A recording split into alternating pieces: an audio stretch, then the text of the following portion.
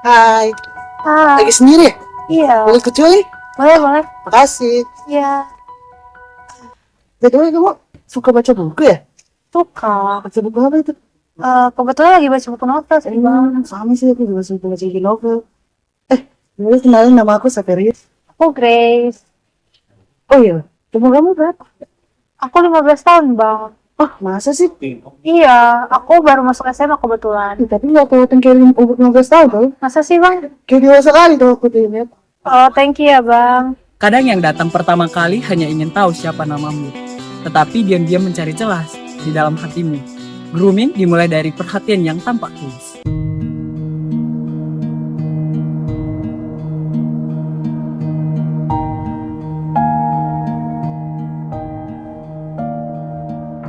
Kepercayaan dibangun dengan pelan-pelan, tetapi tidak semua yang memeluk berniat melindungi. Bukan semua yang mendengarkan, peduli dengan tulus. Aku ada hadiah loh buat kamu. Apa tuh? Nih, novel buat kamu. Biar kamu seneng. Ih, ngerepotin tapi thank you deh, Bang. Iya, kalau kamu sedih lagi, bisa cerita ke aku. Aku selalu ada kok buat kamu. Oke, thank you so much ya. Kebaikan yang datang terus-menerus bisa berubah jadi tali halus yang mengikat. Seharusnya kasih sayang sejati tidak menuntut balasan. Dia siapa? Pacarku, Kak. Yakin sama dia? Dia terlalu tua loh buat kamu. Apa sih, Kak? Kok gitu? Jangan sama dia dong. Kamu kayak di grooming sama dia. Enggak kok, dia baik kok sama aku, Kak. Ya udah, terserah kamu lah. Itu teman kamu kenapa pergi? Teman kamu salah paham ya? Ini kamu cerita ke aku aja deh. Aku bisa mengerti kamu kok. Ya mungkin. Cinta yang menutupi duniamu sendiri bukan cinta yang tulus. Saat kamu dijauhkan dari orang, itu bukanlah cinta. Gak semua bakal ngerti hubungan kita. Lebih baik kita rahasiakan saja ya. Rahasia yang membuatmu gelisah, bukan rahasia yang indah. Cinta tidak butuh rahasia yang menyakitkan.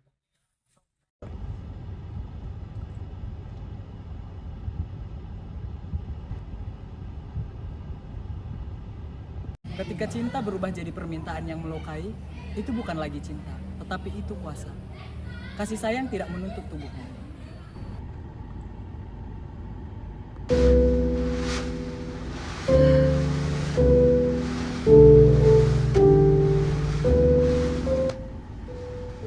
Hubungan yang membuatmu takut, bukan hubungan, tapi penjara. Grooming bukan kasih sayang, itu kekerasan.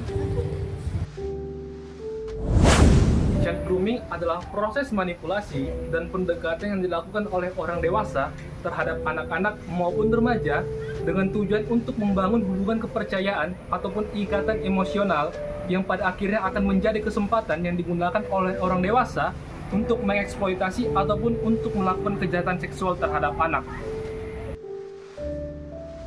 Lakukan tahapan-tahapan chat grooming. Pertama, tahapan pemilihan target. Pelaku biasanya memilih anak yang dianggap lemah secara emosional atau secara sosial. Kedua, tahapan pendekatan. Pelaku mulai membangun hubungan dengan anak secara pelan, yaitu dengan cara memberikan pujian ataupun hadiah. Yang ketiga, tahapan pengembangan kedekatan sosial ataupun emosional. Pelaku mulai menjadi figur penting dalam hidup korban, misalnya memberi perhatian lebih dekat atau menjadi teman dekat atau kakak ataupun pacar. Keempat, tahap isolasi.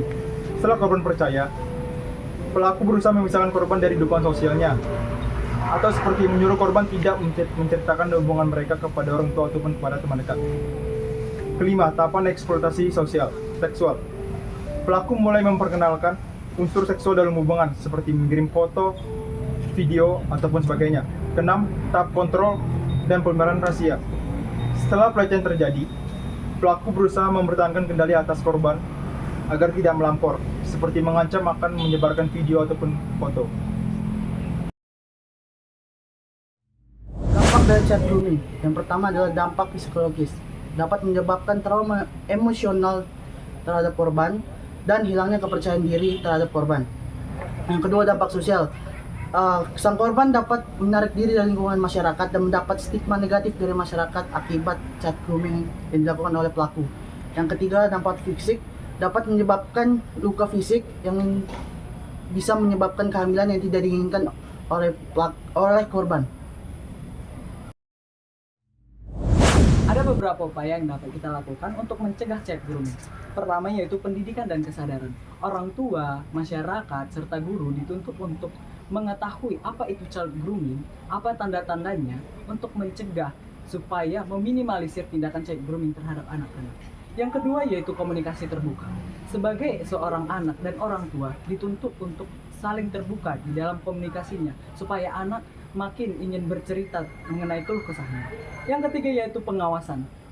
Untuk mencegah child grooming, orang tua harus mengawasi anaknya baik secara online maupun offline dengan melakukan pemasangan perangkat di dalam HP anaknya untuk melihat mengenai apa yang dibuka oleh anak tersebut. Yang selanjutnya yaitu penggunaan terhadap pelaporan.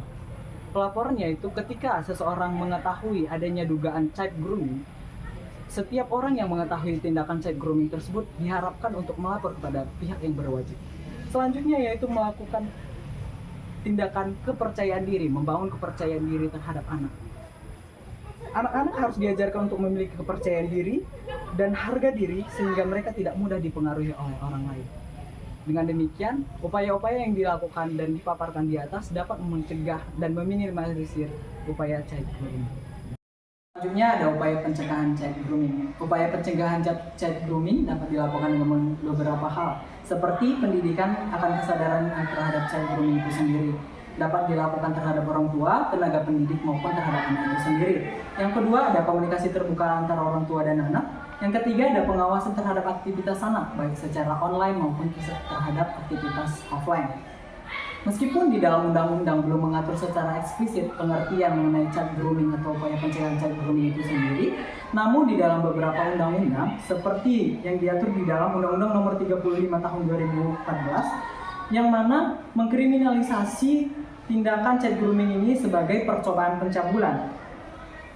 Tindakan seperti percobaan pencabulan ini mengarah kepada tindakan eksploitasi anak, seperti eksploitasi seksual anak, termasuk di dalamnya membujuk, memberdaya, atau memfasilitasi anak untuk tujuan seksual.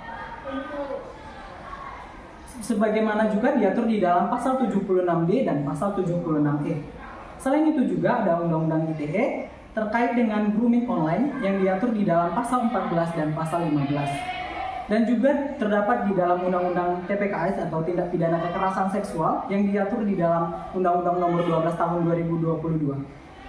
Pelaporan terhadap tindakan child grooming dapat dilaporkan kepada pihak yang berwajib seperti kepolisian, Kementerian Pemberdayaan dan Perempuan, dan Perlindungan Anak, ada juga KPAI. Selanjutnya dapat dilaporkan juga terhadap Lembaga Perlindungan Anak Daerah. Sekian, terima kasih.